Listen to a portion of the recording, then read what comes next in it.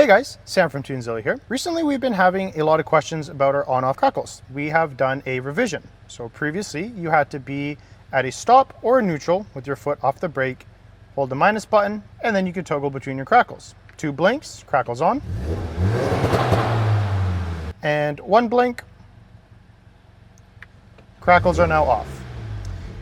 With the new update, you can now do this while driving. So you can have the car in drive while you're coasting. Just make sure that your foot is off the brake, and same thing. Hold the negative button down. You'll see your 2 blinks indicating crackles are on.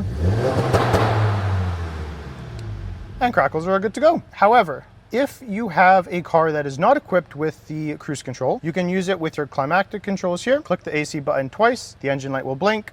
Same thing, AC button twice, engine light will blink, and that will how you toggle between crackles on and crackles off. If you have any questions, please reach out at TuneZilla.com.